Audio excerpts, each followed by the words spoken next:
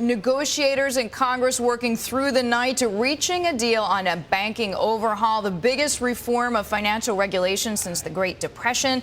Two of the major points: a ban on proprietary trading by banks and new oversight of the derivatives market. Joining us now from Washington, D.C. with his reaction is Stuart Eizenstat. Stuart is former Deputy Treasury Secretary and Undersecretary of State under President Clinton. He is now an attorney at Covington and Burling.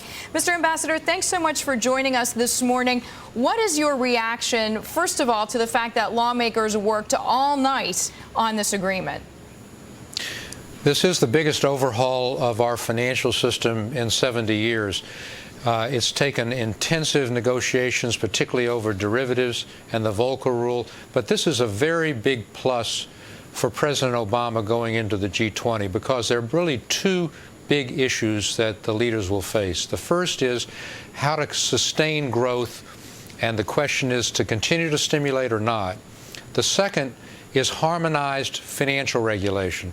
This was a financial crisis that we've been going through over the last 2 years, and the main thing is to make sure that the major banking capitals harmonize their banking regulations, capital standards, how to reduce risk, how to deal with derivatives, whether or not to tax banks.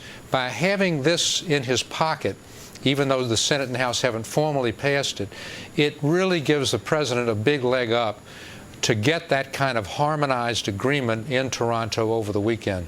Mr. Ambassador, I want to come back to a little bit more of what you expect from Toronto over the weekend, but I'm just curious, do you think with all this late-night wrangling for this agreement of the Frank Dodd bill that it implies that maybe next week it's not going to have all the votes that it needs?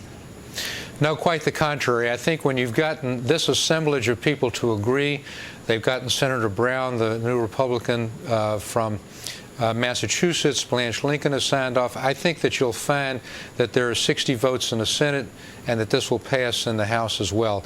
The conference would not have agreed and ended if they weren't certain that they had the votes on the floor. Senator Dodd and Congressman Frank, the two chairs on the House and Senate side, are very experienced. They would not be coming back to their respective houses with an agreement that they thought couldn't pass. So I think it will be done, and I think it'll be done by the July 4th break.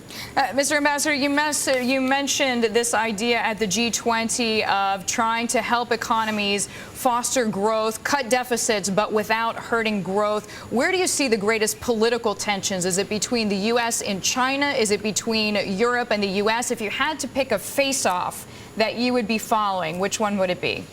Well, Deirdre, let's remember that the G20, both in London and in Pittsburgh in 2009, probably averted a world depression by coordinated fiscal stimulus and by getting central banks to inject capital and protect their major banks. Now the question is, how do you sustain a very fragile recovery?